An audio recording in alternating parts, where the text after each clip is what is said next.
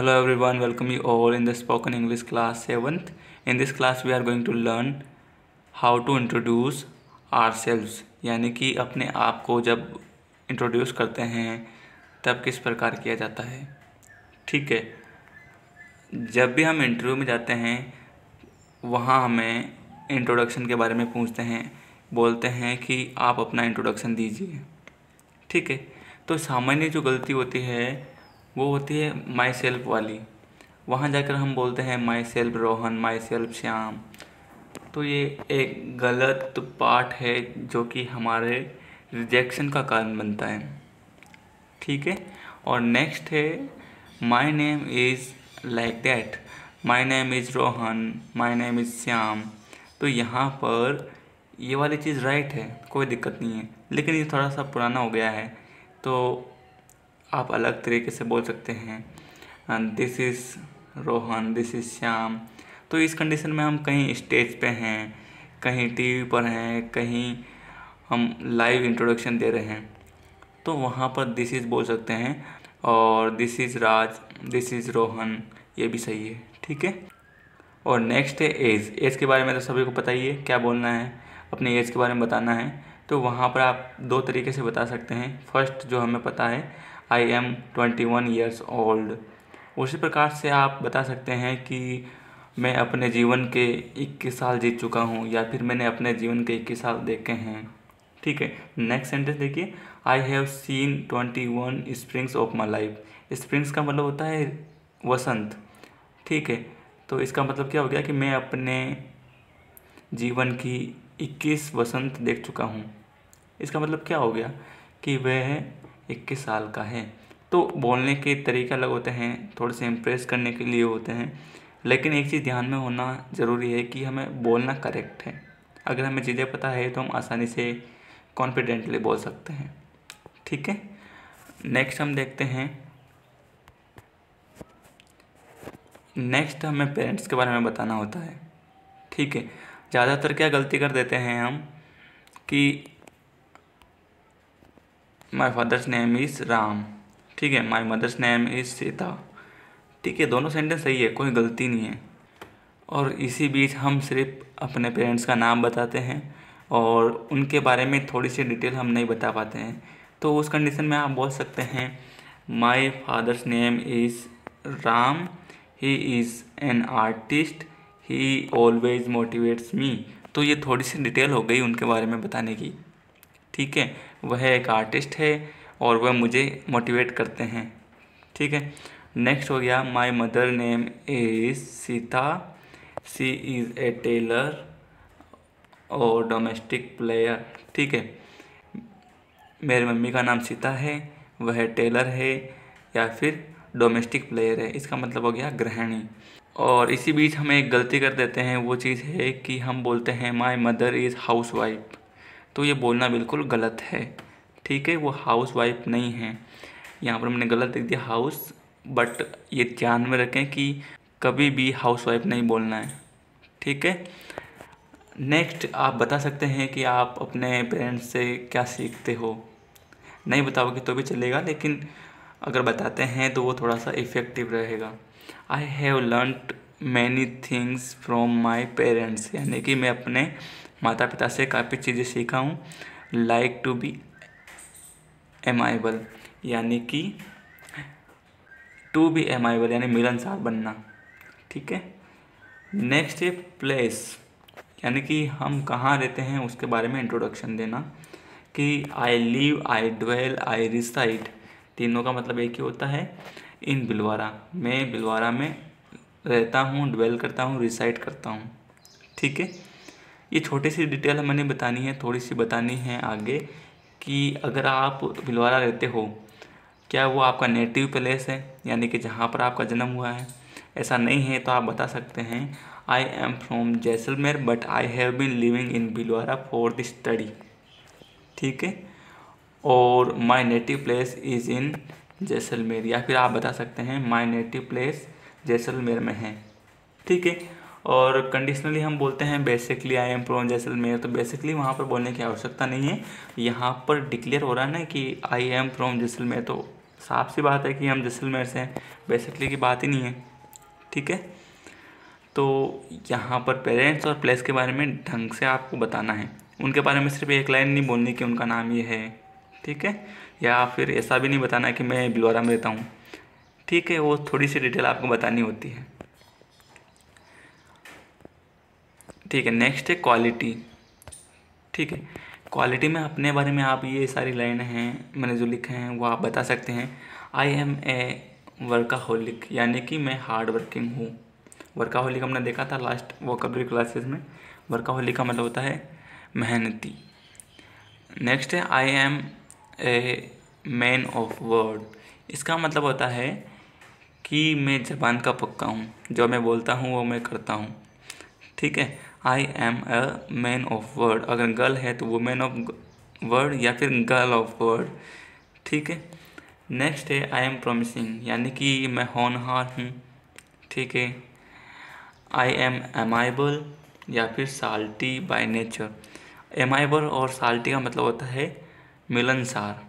Salt यानी क्या होता है, नमक, जो कि घुल मिल जाता है।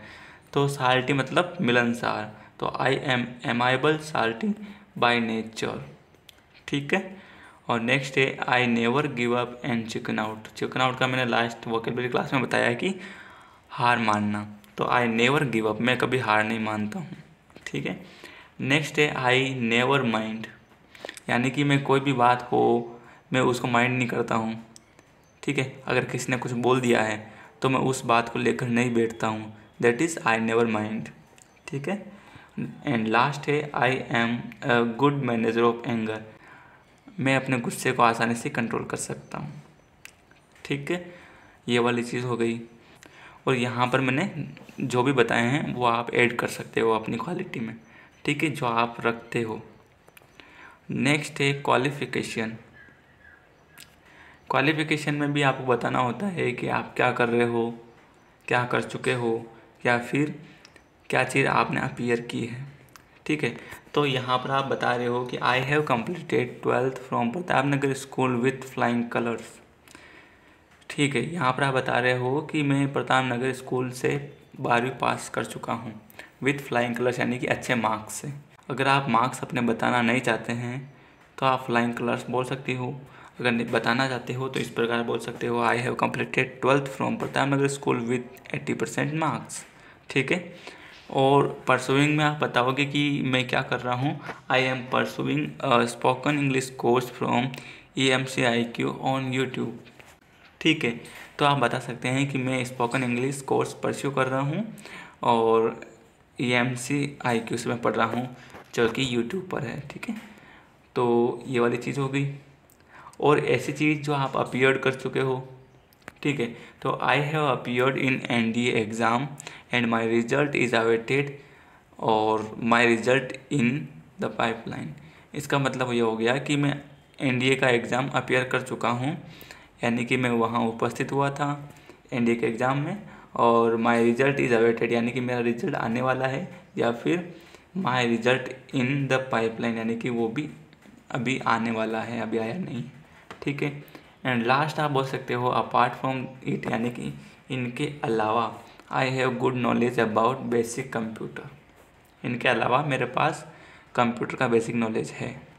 ठीक है, उसी प्रकार से नेक्स्ट आप बताओगे हॉबी के बारे में कि आप हॉबी क्या रखते हो। तो जो भी आपकी हॉबी है बता सकते हैं। मैंने यहाँ पर एग्जांपल दिया है, आई लव क्रिकेट।